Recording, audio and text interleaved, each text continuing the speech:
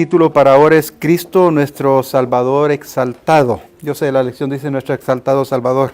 Cristo nuestro Salvador exaltado. Vamos a estar en la página 181. Página 181. Lección número 28.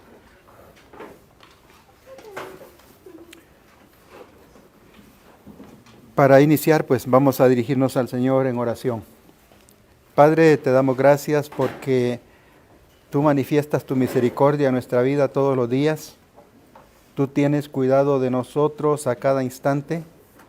Y no solo, Señor, en el área física, material, económica, sino también, Señor, en el área espiritual, que es el área más importante, porque según estemos conectados contigo, según mantengamos esa relación contigo, nuestra vida física, nuestra vida material va a ser siempre bendecida, no importando las cosas que sucedan a nuestro alrededor. Y en esta mañana, Señor, nos disponemos a acercarnos a tu palabra y entender en ella la magnificencia de tu Hijo Jesucristo, que debido a su sacrificio, a su obediencia, a su fidelidad, ha sido exaltado y se ha sentado al lado tuyo en su trono y es Rey y Señor sobre todas las cosas. Ayúdanos, Señor, a ver la magnitud de este suceso de la muerte, resurrección y ascensión de Cristo que garantiza nuestra salvación. Gracias, Padre, por todo lo que haces y ayúdanos a abrir nuestra mente y nuestro corazón para entender lo que tú nos tienes en esta mañana y úsame, Señor, como tú quieras, dejando a un lado lo que yo soy, Señor, y permitiendo que tu Santo Espíritu hable a través de mí. Así que en el nombre de tu Hijo Jesucristo, Señor, dejamos todo esto en tus manos. Amén.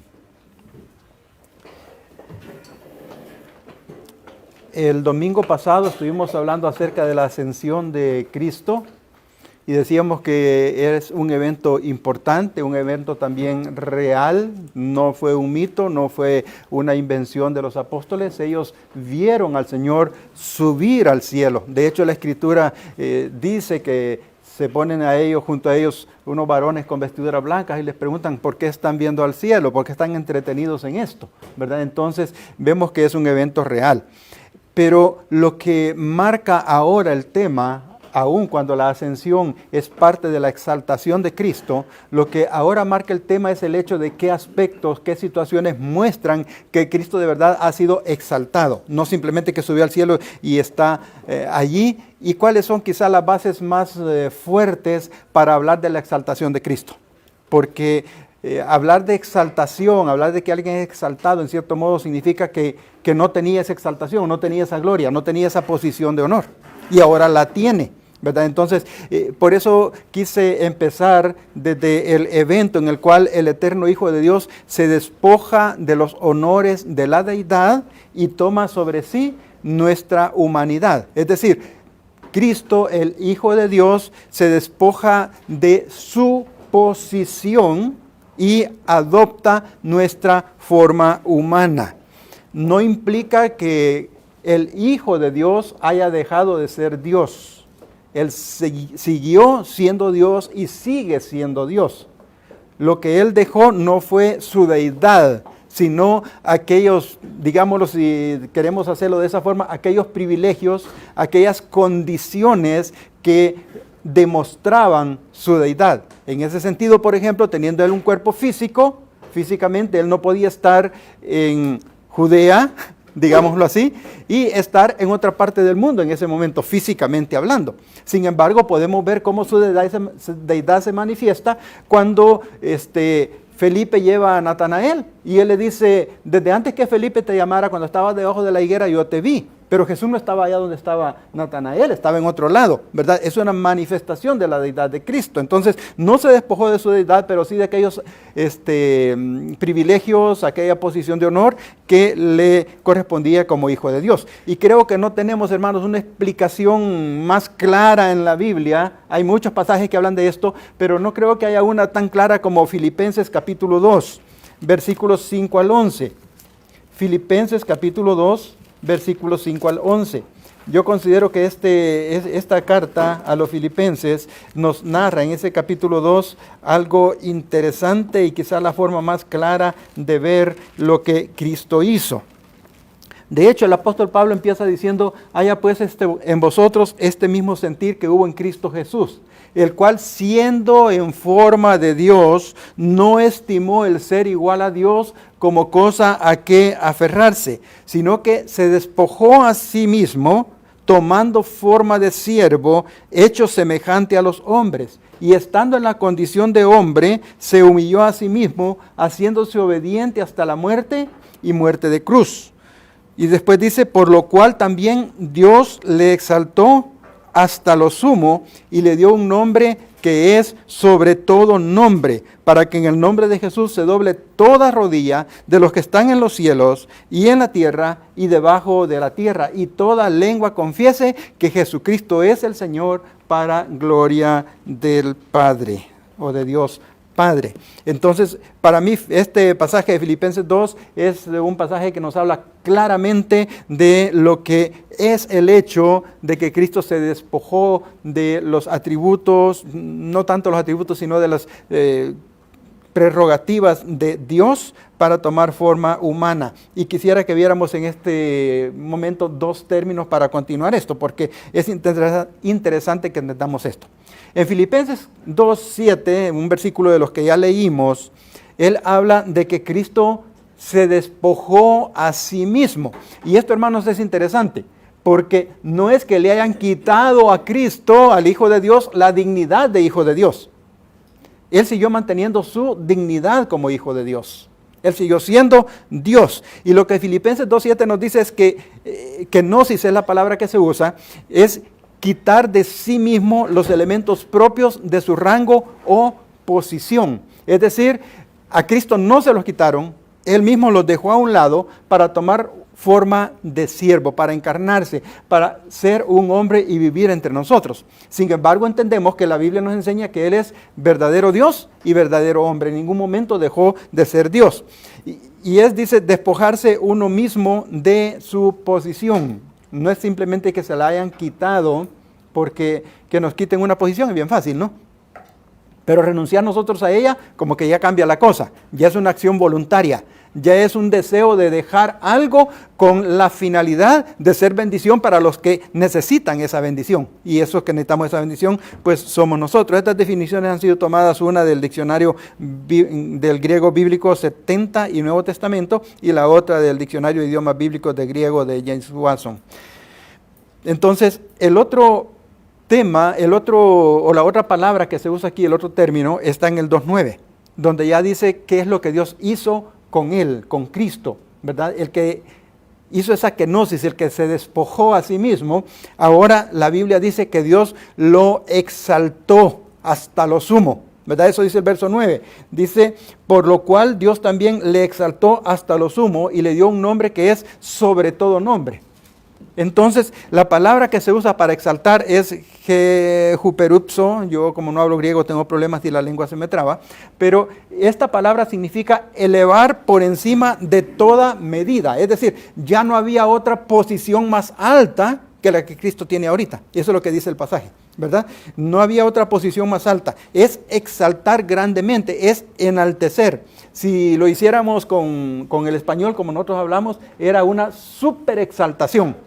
Era lo máximo. En griego es el superlativo. Ya no hay otra posición más grande que esa. Entonces vemos en este mismo pasaje, hermanos, un solo pasaje, esos versículos que leímos, vemos las dos posiciones del Señor. Uno, despojándose de las prerrogativas de la deidad, despojándose de su puesto de honor, en el verso 7, y luego en el verso 9, su exaltación, cuando Dios dice, lo pone en el grado más alto. Y por eso dice, para que en el nombre de Jesús se doble toda rodilla de los que están en los cielos, en la tierra y debajo de la tierra. Cuando hablamos de doblar las rodillas, rápidamente a la mente, qué feo se oyó mente y mente, ¿no? Rápidamente nos viene la idea de ponerse a orar. Esa es la idea que se nos viene, pero eso no es lo que dice el pasaje. Él está diciendo doblar rodilla en señal de sumisión, de reconocer que Él tiene autoridad.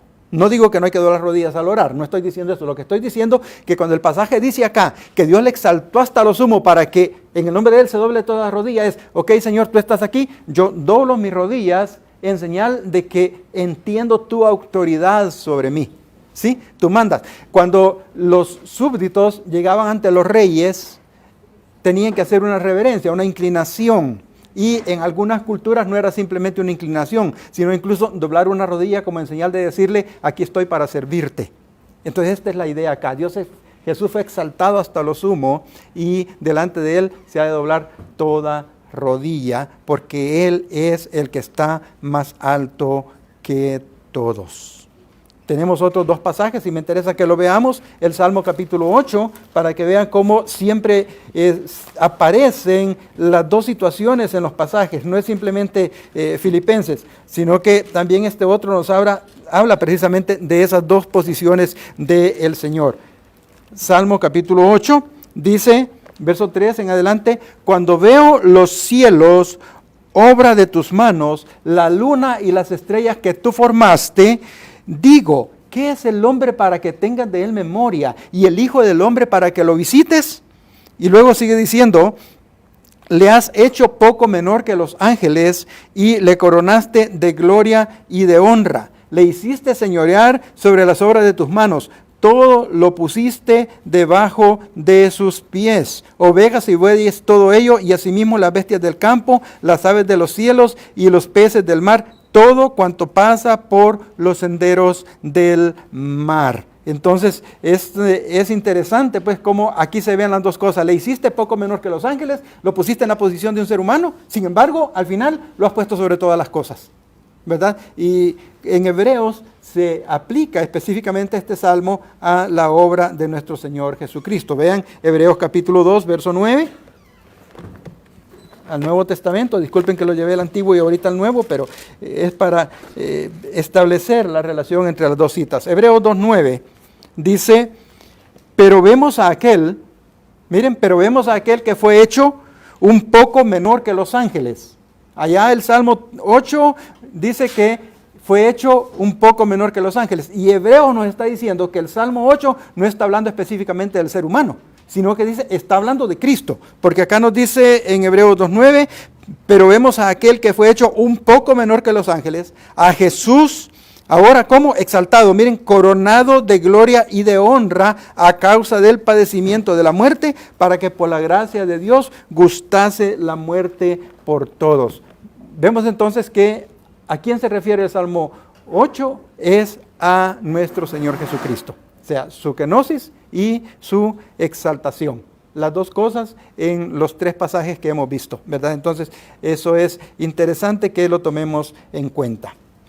Pasemos a examinar entonces cómo las Escrituras, que ya es el desarrollo de la lección, sostienen la exaltación de nuestro Salvador. Me tomé la libertad de que de los números que están ahí, ponerles título, así de que tal vez estos títulos no los busquen porque no los van a encontrar en la lección, pero les puse título para que veamos cómo la Biblia nos muestra que Cristo sí en verdad fue exaltado, ¿verdad? Porque esa es la idea de la lección. El autor quiere presentarnos a nosotros de que tenemos a un Cristo que fue exaltado y cuáles son las formas como podemos demostrar que Él de verdad fue exaltado. Y el primer pasaje que nos viene en la lección, página 181, es Juan capítulo 14 y versículo 6. Yo sé que es bien conocido. Jesús le dijo, ¿a quién le dijo esto Jesús? Se lo voy a dejar de tarea. Ok. Jesús le dijo, porque dice le dijo, no les dijo, le estaba hablando a una persona. Jesús le dijo, yo soy el camino. Aquel que dijo, Señor, no sabemos para dónde vas, ¿cómo podemos saber el camino? A él fue que le respondió, ¿verdad? Yo soy el camino y la verdad y la vida. Y nadie viene al Padre sino por mí. Aquí vemos 4 aspectos interesantes. Uno, Él está diciendo, yo soy el camino. El otro, Él es la verdad. El otro, Él es la vida. Y encerrando todo esto, dice, nadie puede llegar al Padre si no es a través de mí. Hablemos entonces de las partes de este versículo como lo desarrolla la lección. Página 181. Dice, yo soy el camino. Y es interesante, hermanos, porque el versículo no dice, yo soy uno de los caminos, o yo soy un camino, sino que dice, yo soy el camino. ¿Y qué nos da la idea cuando dice el camino? Que solo hay un camino, ¿verdad? No hay más. Solo hay un camino. Él es el camino. Jesús no solo revela el camino, sino que Él es el único camino por el cual entramos a la comunión con Dios. No hay otro medio, no hay otra forma, no hay otro camino, no hay otro recurso. Cristo dijo, yo soy el camino. ¿Y por qué digo que esto exalta? Y el autor de la lección lo pone. ¿Por qué exalta esto a Jesús? Porque está diciendo de una vez, yo soy el único, yo estoy sobre todo lo que ustedes quieran hacer para ponerse en comunión con Dios. Yo soy el que estoy en alto, yo soy el camino verdadero, aquí no hay otro camino. Yo soy el único que puede hacer eso. Y eso le da una posición de privilegio a Él. Solo Él es el camino que llega al perdón de los pecados y a una relación correcta con el Padre. Cuando veía esta parte decía, yo creo que aquí el autor se equivocó, debería haber escrito solo es el camino, solo Él es el camino que lleva, pero no, es que llega, porque los otros caminos pretenden llegar al perdón, llegar a la salvación, pero no llegan. Este camino sí llega, es el único camino que llega a establecer el perdón a los escogidos, el perdón de los pecados y la relación correcta con el Padre, lo cual equivale a hablar de salvación y vida eterna. Estas ideas, algunas de ellas están tomadas de la lección y otras de la Biblia de Estudio,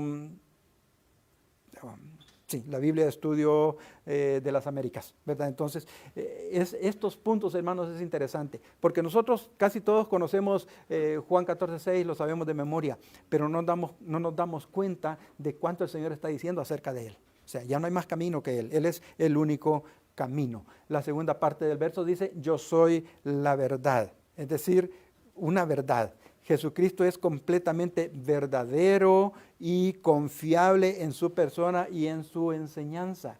Nada de lo que el Señor Jesucristo dijo e hizo cuando estaba desarrollando su ministerio sobre la tierra fue falso. Todo fue verdadero. No en balde la Escritura dice, sea Dios veraz. ¿Qué dice la otra parte?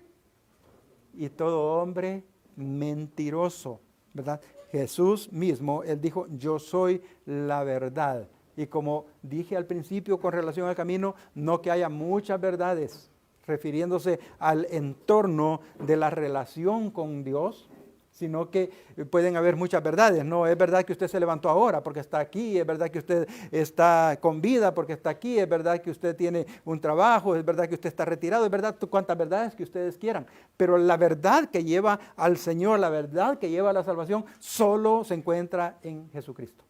Él es la única verdad, es la única verdad que lleva al cielo. No hay otra forma de decir, yo estoy en la verdad si la doctrina que sustento me aleja del Señor. Yo no puedo decir yo estoy en la verdad si estoy considerando que para ser salvo yo necesito hacer obras, porque si no, no soy salvo y mi salvación corre peligro. No, esa no es la verdad. La verdad es que solamente en Cristo encontramos nosotros el recurso bendito y glorioso de la salvación de cada uno de nosotros. Entonces, Él es el camino, el único camino, Él es la verdad, es la única verdad, y Él dice también, yo soy la vida.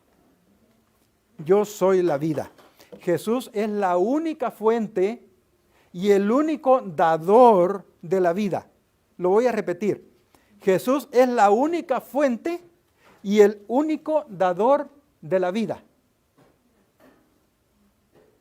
Él es la fuente de la vida, en Él reside la vida.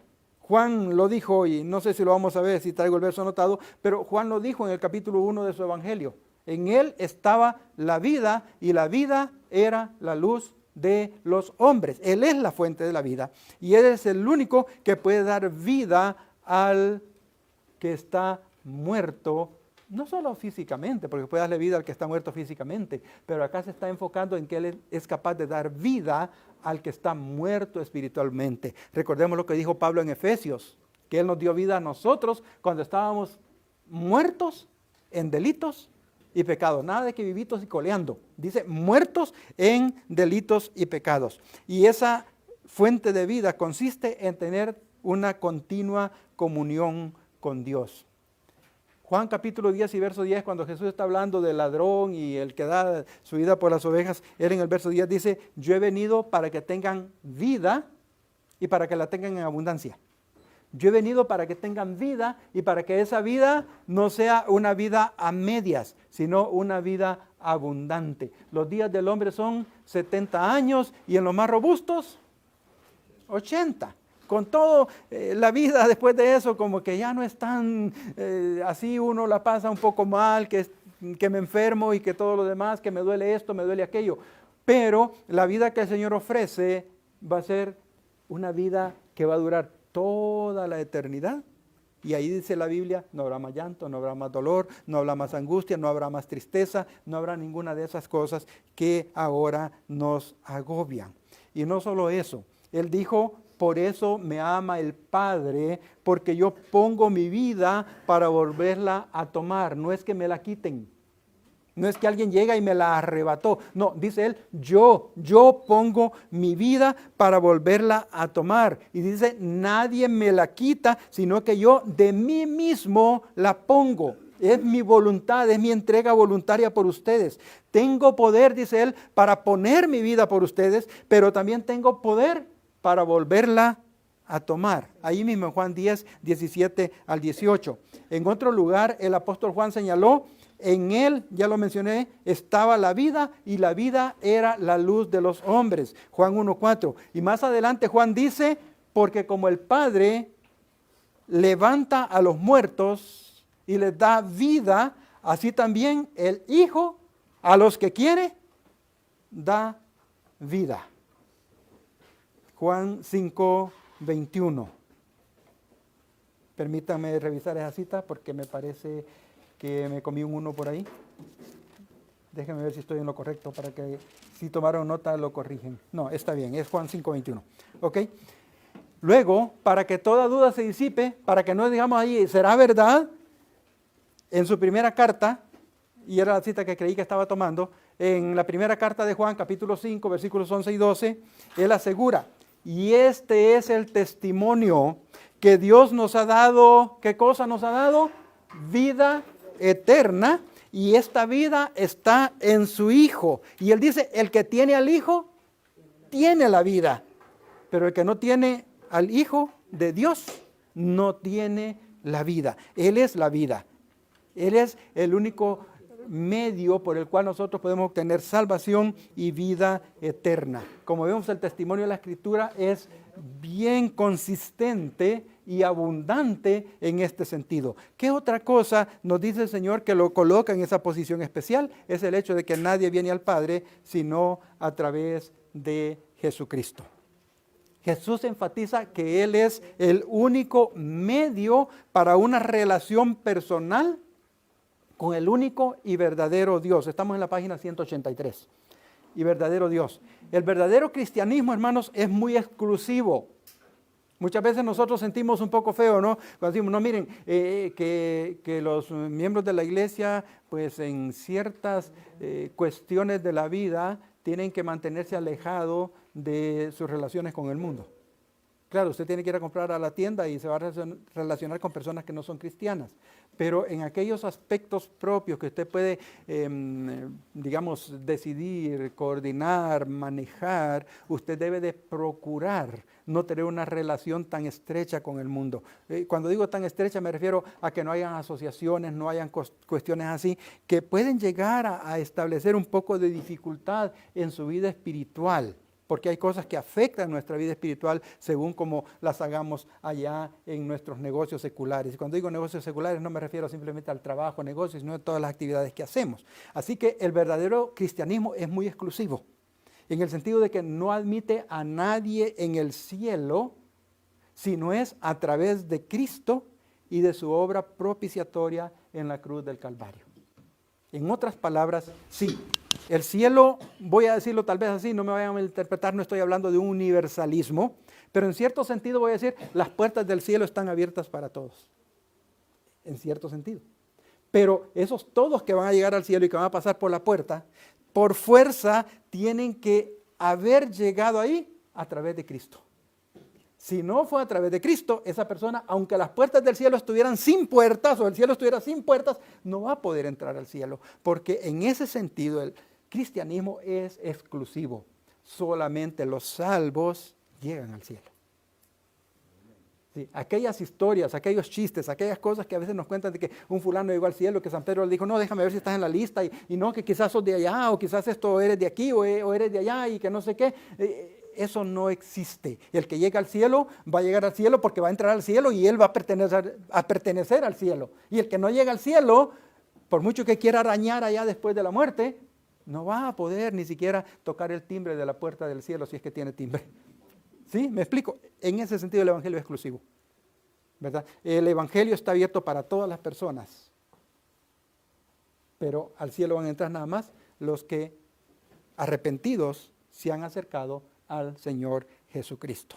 De hecho, los santos del Antiguo Testamento también fueron justificados por la fe, ¿verdad? Por esa fe en la revelación de Dios que habían recibido y en las promesas de una esperanza futura a través del Mesías. Ellos no fueron salvos por ofrecer los sacrificios allá en el altar, allá en el tabernáculo, en el desierto o en el templo que después hizo Salomón. Eso no le dio salvación al pueblo de Israel. Lo que le dio salvación al pueblo de Israel fue, sí, haber presentado los sacrificios, pero no para alcanzar una salvación, sino como una fe en aquel que había prometido serles fiel y su redentor. Y recordemos, cuando Dios habla con Abraham y le dice todas las cosas, dice en Génesis capítulo 15, versículo 6, que Abraham creyó a Dios y le fue contado por justicia. La versión Dios habla hoy dice en esa parte, y me gusta cómo lo dice, el Señor aceptó a Abraham, ¿verdad? Le aceptó como justo. Le aceptó como justo. No que Abraham fuera justo en el sentido de que no hubiera pecado, sino que Dios le aceptó como justo gracias a la fe que Abraham depositó en él. Entonces, hermanos, Juan 14:6 es un versículo corto con un gran contenido teológico y que nos ayudaría a nosotros, si lo comprendemos tal y como está, a estar seguros en el Señor. ¿Por qué? Porque si usted entiende este versículo de Juan 14:6, usted va a entender que usted está caminando por el único camino que le va a llevar a la salvación, número uno. Número dos, usted está caminando por el único camino, voy a bajar la velocidad, ¿ok? Usted está caminando por el único camino que es verdadero, el único camino que le conduce, el camino verdadero que le conduce a la salvación. Y después usted va transitando por el único camino que le da vida eterna. Y por último, ese camino le va a mantener en una comunión estrecha con Dios. Sí, hermano Placido. Un versículo muy usado por pastores y evangelistas. Sí, es un versículo, por eso digo, es un versículo súper conocido, ¿no? ¿Verdad? Y es fácil de aprender, más fácil que Juan 3:16, ¿sí? Pero vean todo lo que este versículo tiene para decirnos a nosotros y que podemos estar confiados en el Señor. Punto número 2, Jesucristo es la piedra angular de la salvación. Jesucristo es la piedra angular de la salvación. Y aquí quise unir dos puntos, el A y el B, porque los dos están relacionados, los dos textos. Hechos 4, 11 y 12. Este Jesús es la piedra reprobada por vosotros los edificadores, la cual ha venido a ser cabeza del ángulo. Y en ningún otro, dijo Pedro, hay salvación, porque no hay otro nombre bajo el cielo dado a los hombres en quien o en qué podamos ser salvos. No hay otro nombre, es el único nombre. Filipenses 2, capítulo 11, ¿no? Que leímos hace un rato. ¿Verdad? No hay otro nombre. En el nombre de Jesús se doble toda rodilla, los que están en los cielos, en la tierra y debajo de la tierra. No hay otro nombre. Él es la piedra principal del edificio construido. Está usando la imagen de la construcción de un edificio. Lo primero que usted hace cuando va a construir un edificio es establecer el punto que le va a llevar a ponerle los grados, digamos así, correctos, que sí, que la pared esté a 90, que esté a escuadra, decimos normalmente, ¿no? Que esté a escuadra, 90 grados, y eso le ayuda a usted para establecer cómo va a estar todo el resto de la construcción. Pero hay un punto base. Y eso, dice aquí, es Jesús. Él es el punto base de la salvación. Sin Jesús no hay salvación. Haga usted lo que haga, tenga religión, la mejor religión del mundo, sea usted la persona más humilde del mundo, así como yo, ¿verdad? Cuando estoy dormido, la persona más humilde del mundo, sea usted el más dadivoso, el más generoso, que se desprenda de todo lo que usted quiere, el más humilde, que le digan lo que le digan y que usted soporte todo, el más manso, sería la palabra correcta.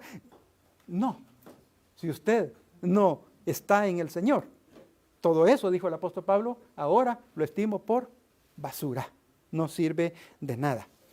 Y permítame hacer no un desvío, sino algo que creo que es interesante que nosotros lo vayamos viendo, porque de una forma o de otra creo que la misma controversia que, voy a decir así, que el protestantismo o el evangélico ha desarrollado en relación con la Iglesia Católica, en cierto modo Dios está quizá obrando, no estoy diciendo que están en todo correcto, Dios está obrando en cierto modo para que ellos empiecen a entender algunas cosas.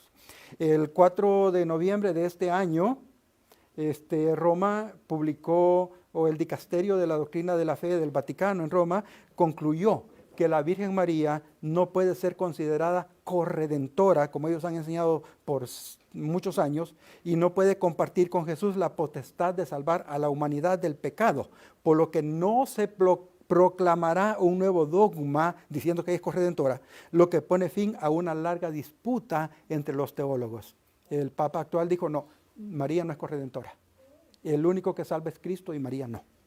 O sea, no podemos asignarle ese título a María. De hecho, empezaron algunos ahí con ciertos problemas. Me salté una parte del artículo que leí porque lo tuve que buscar, yo sabía que estaba. Asimismo, en otro pasaje del texto de ese comunicado que ellos presentaron, también se concluye que en sentido estricto no podemos hablar de otra mediación en la gracia que no sea la del Hijo de Dios encarnado.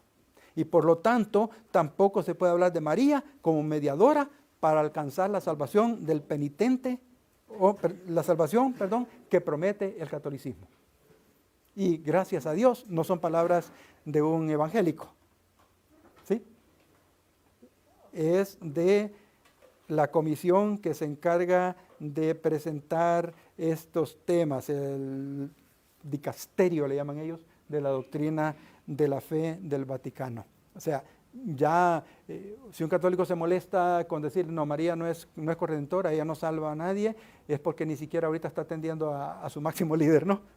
Pero ya lo dijo, no solamente él, ya hubieron dos papas anteriores que cuando en 2007, por ejemplo, se acercaron y le pidieron que sí declarara el dogma. El dogma es algo que se establece y que nadie ya lo puede remover, esté o no esté en la Biblia, es un dogma que se debe sustentar porque la Iglesia lo estableció como dogma, es algo que se acepta a ojos cerrados y ya nadie se mueve, ¿verdad? Entonces ya le habían pedido en 2007, hay una comisión que se encarga de hablar o de refinar la doctrina acerca de María, les pidieron de que sí declararan el dogma de la corredención de María, que ella era corredentora, y les dijo, miren, esos temas están en disputa, no los podemos declarar como dogma, y precisamente en este año ya dijeron, no, ya no, o sea, no se va a hacer, no se va a poner, porque no es verdad. Y me alegra, no porque hayan reconocido y que los evangélicos tenían razón, no, me alegra porque la Biblia dice que solamente hay un mediador entre Dios y los hombres, y ese mediador es nuestro Señor Jesucristo.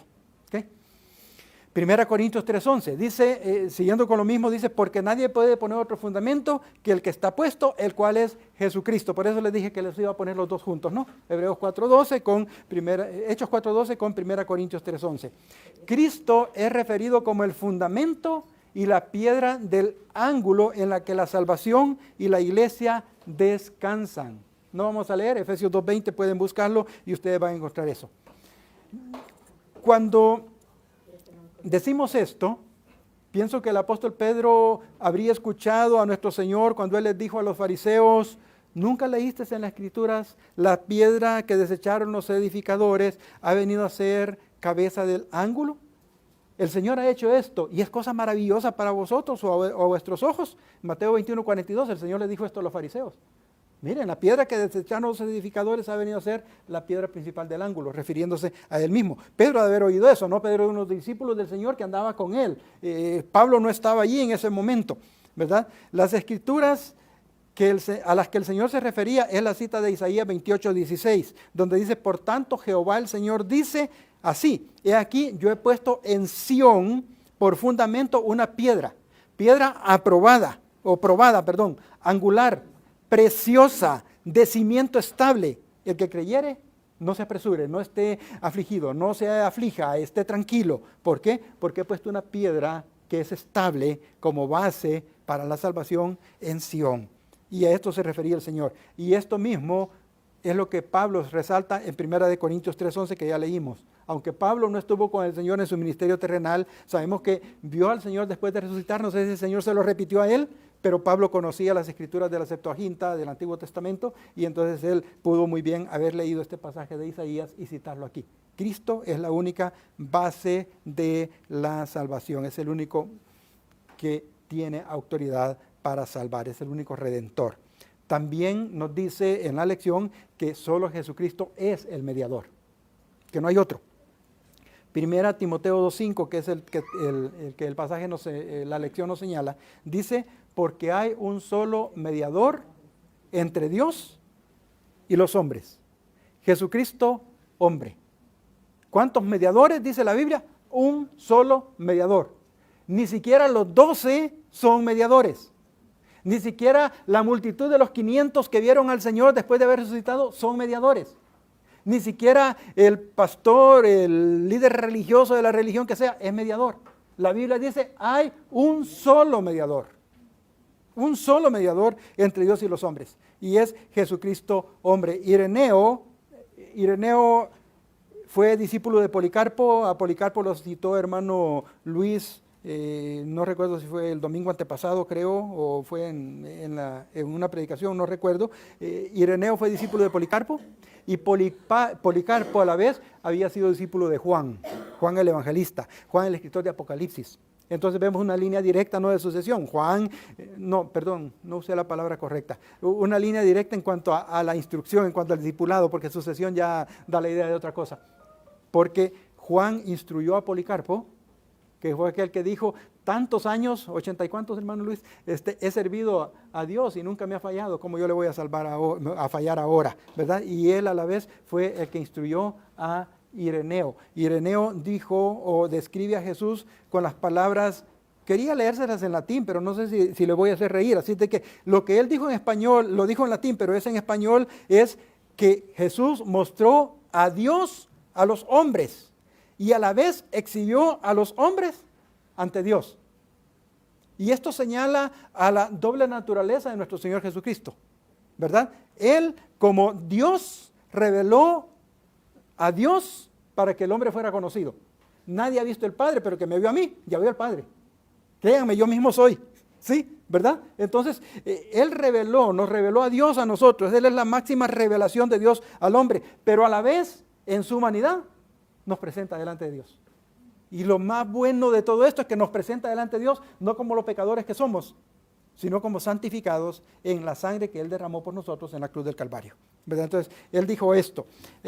Aquí dice, la misma palabra nos presenta el gran misterio de Cristo, que es a un tiempo verdadero Dios y verdadero hombre. Y esta, dice Ireneo, este comentarista William Barclay, es la razón por la que Cristo y solamente Él es el único mediador entre Dios y los hombres. Porque el mediador tiene que ser de la misma naturaleza de la persona a quien está defendiendo.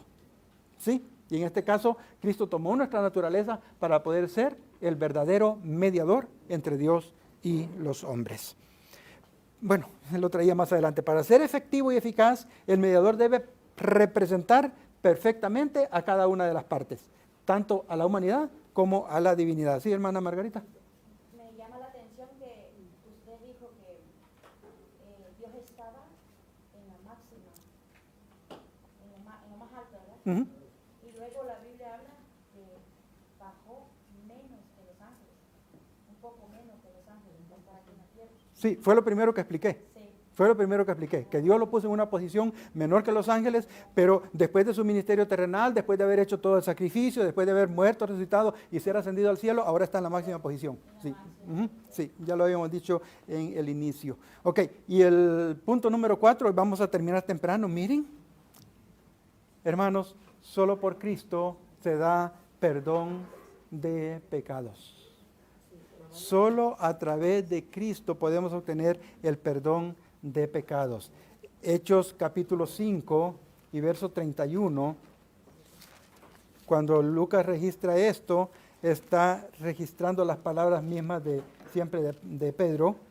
Hechos 5:31 dice, hablando de Jesús, leamos desde el 30 para que nos formemos la idea. El Dios de nuestros padres levantó a Jesús, a quien vosotros matasteis crucificándole en un madero. A este que ustedes mataron, a este que Dios lo puso, al que Dios envió, al que Dios levantó, a Jesús, que ustedes mataron, a este Dios ha exaltado con su mano derecha, con su diestra, por príncipe y salvador. 2 títulos, príncipe y salvador. Como príncipe, el que tiene autoridad sobre todas las cosas, el que manda, el heredero del trono, el príncipe, el que puede cortar cabezas y levantar cabezas, ¿sí? El príncipe, pero también como salvador, esa obra de redención que Él obró en la cruz del Calvario y que está disponible para todo aquel que se arrepiente, ¿verdad? Que se arrepiente y busca al Señor. Entonces, Dios, dice, le exaltó como príncipe, lo puso a su derecha como príncipe y salvador, y dice que hay un propósito, para dar a Israel arrepentimiento y perdón de pecados. Número 1, arrepentimiento. Hermanos, la salvación es un regalo de Dios, no es por obras para que nadie se gloríe, no tiene nada que ver con eso que nosotros podemos hacer. Pero aquí dice el pasaje que Cristo ha sido puesto para movernos a nosotros al arrepentimiento. Y no nos vamos a arrepentir, hermanos, no nos vamos a arrepentir sin que primero reconozcamos que le hemos fallado a Dios. Para decirlo en palabras más cortas, no nos arrepentimos si no entendemos que somos pecadores. Porque la palabra pecador como que ya no nos gusta mucho. Ya está muy pesadita, ¿no? Unas pocas letras, pero ¿cómo pesan? Sí. Mientras no entendamos el peso de nuestro pecado delante de Dios, la ofensa que hacemos a Dios con nuestro pecado, mientras no entendamos de que esa es nuestra forma de vida, que siempre estamos ofendiendo constantemente al Señor, que aunque no digamos las palabras, si la gente pudiera leer nuestro cerebro, quizá no simplemente compraría lejía, sino que desincrustante y saber qué cosas más para limpiarnos la cabeza.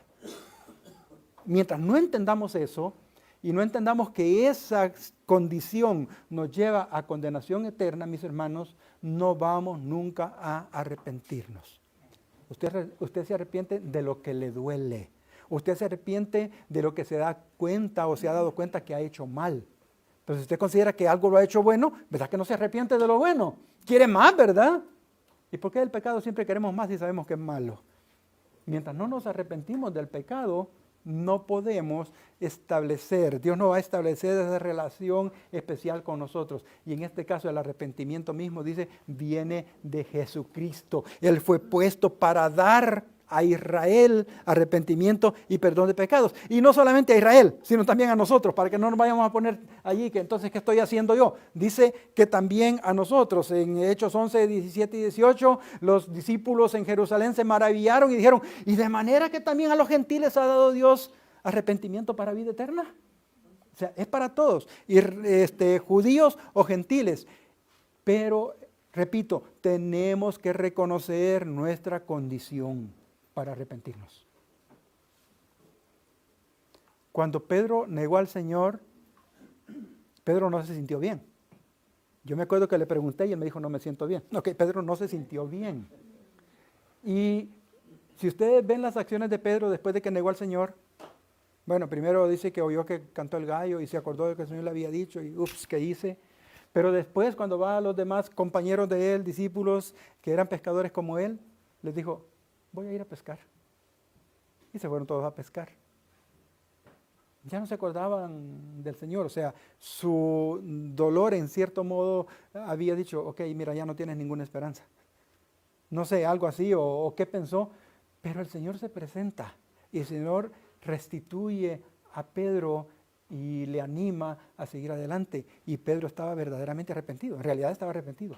Él, desde que el gallo cantó, reconoció que había hecho lo incorrecto delante de Dios, que había traicionado al Hijo de Dios, que había traicionado a su maestro, que había traicionado a aquel que tenía confianza con él y le llevaba donde quiera que él iba. Pedro estuvo en todos los eventos que la Biblia narra, aquellos eventos especiales en los que solamente habían algunas personas con él, no todos los discípulos completos. Y Pedro estuvo ahí con él siempre y Pedro le negó. Pero hubo arrepentimiento en él. un arrepentimiento que le llevó a una restauración, porque Jesús mismo produjo ese arrepentimiento. El Señor le dice, Pedro me amas, Pedro me amas, Pedro me amas, o Pedro me quieres, como algunos dicen que hubo un juego de palabras, un cambio de palabras, pero lo que Pedro dice al final es llorando, Señor, tú lo sabes todo. Tú sabes que te amo. Si nuestro arrepentimiento fuera así, mejor no sigo. ¿Okay? Entonces dice, Él fue puesto para dar a Israel arrepentimiento y perdón de pecados. No solo te arrepientes, sino que yo te perdono. No me alegro de tu arrepentimiento para burlarme de ti, me alegro de tu arrepentimiento porque el arrepentimiento te va a llevar a restablecer tu relación con Dios. Y eso es bueno para ti, esto es saludable para ti. Y en contrapartida tenemos a Judas. La Biblia dice que Judas vendió al Señor y después de que entendió que había hecho algo incorrecto, se arrepintió, tiró las monedas. Y algunos dicen, no, lo de Judas no fue un verdadero arrepentimiento, fue remordimiento, que fue sentir pesar, pero no fue un arrepentimiento para vida. De hecho, si lo catalogamos como arrepentimiento, fue un arrepentimiento que a él le llevó incluso a condenación eterna. Y perdone que yo sea categórico en esto, Judas se condenó, Judas no se salvó. Yo sé que hay un pastor por ahí que predicó diciendo, no, que Judas sí se perdonó, que Judas sí se salvó, que Judas sí fue perdonado por el Señor, que no sé qué. No, lo siento mucho, pero el mismo Señor Jesucristo dijo, Padre, de todos los que me diste, ninguno se perdió, excepto aquel que ya estaba preparado para esa condenación. Jesús lo dijo bien claro, Judas no se salvó. Y aun cuando la Biblia dice, se arrepintió, no fue un arrepentimiento para vida. Fue un arrepentimiento para condenación. Su misma condición le llevó a suicidarse, a hacer cosas que no convienen, y el Señor nunca lo restauró. Sin embargo, el arrepentimiento de Pedro le llevó a ser restaurado. Romanos 1:16 nos dice, ese pasaje conocido de ustedes, porque no me avergüenzo del Evangelio, porque es poder de Dios para salvación. Y aquí está citado por la última parte, al judío primeramente y también al griego, o sea, salvación para todos. Tengo una cita acá y no sé si se la voy a leer toda.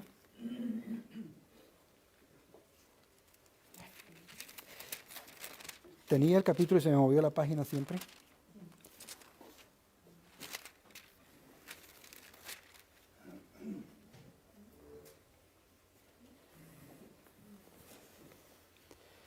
Les dije que Él es el único que tiene poder para perdonar pecados y hasta ahorita hemos visto a quiénes y por qué y todo esto, pero si quieren buscar Mateo 9, versículos 2 al 7, donde hay una respuesta categórica del Señor a este tema, Mateo 9, 2 al 7, dice, y sucedió que le trajeron un paralítico tendido sobre una cama. Estos son aquellos que llegaron a Jesús y rompieron el techo porque no podían llegar hasta Él y por ahí lo bajaron, según las narraciones de Marcos y Lucas. Entonces, y sucedió que le trajeron un paralítico tendido sobre una cama. Y al ver Jesús la fe de ellos, dijo al paralítico, ten ánimo, hijo, tus pecados te son perdonados. ¿Para qué habían llevado al paralítico? ¿Para que le perdonaran los pecados? Para que lo sanara, esa era la idea, ¿no? Pero el Señor le dice, hijo, tus pecados te son perdonados. Pero dice, al ver Jesús, la fe de ellos. Le dijo, hijo, tus pecados te son perdonados, ten ánimo. Verso 3. Entonces algunos de los escribas, los religiosos siempre, ¿verdad? Nunca faltamos, decía dentro de sí, este blasfema, está diciendo cosas que no le corresponde decir. Y Jesús les dijo,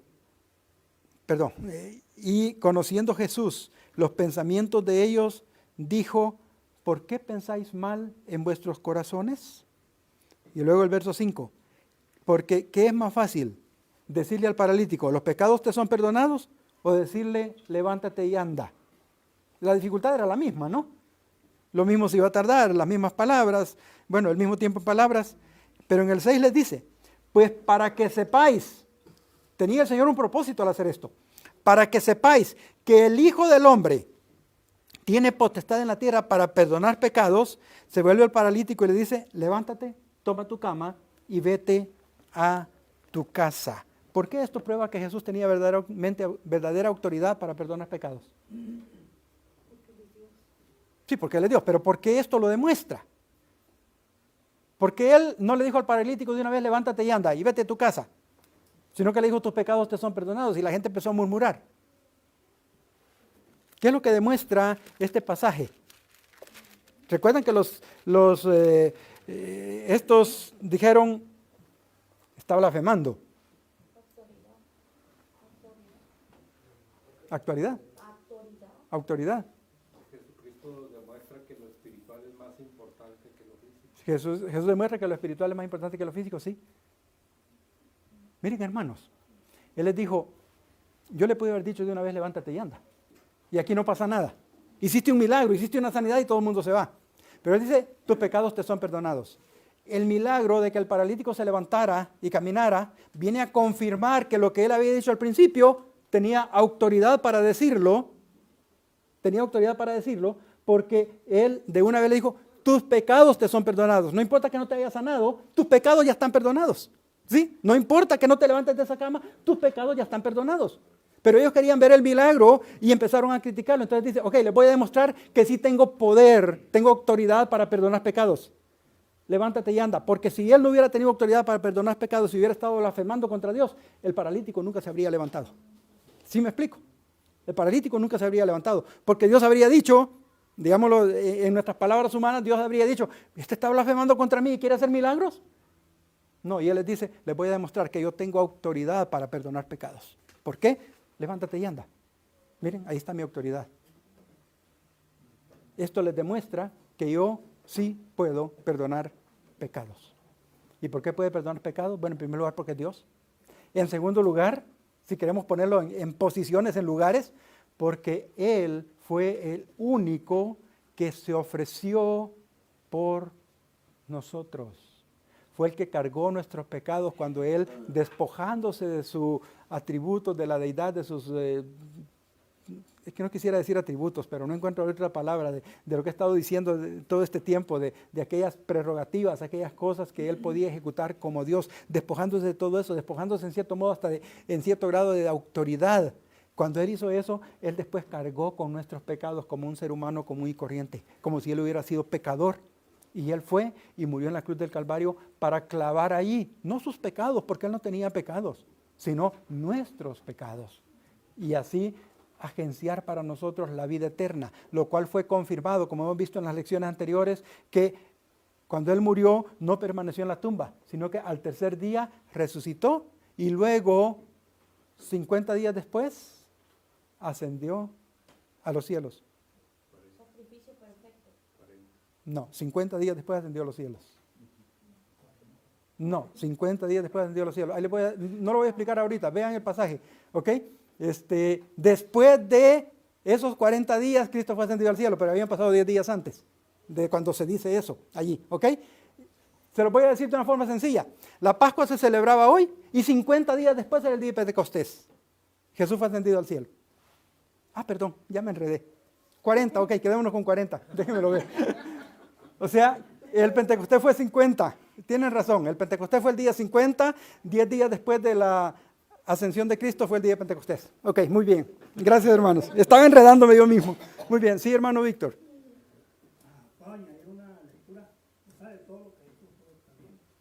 ¿Qué es lo que no está mal? ¿Qué es lo que está mal? Ah, ok. Ok.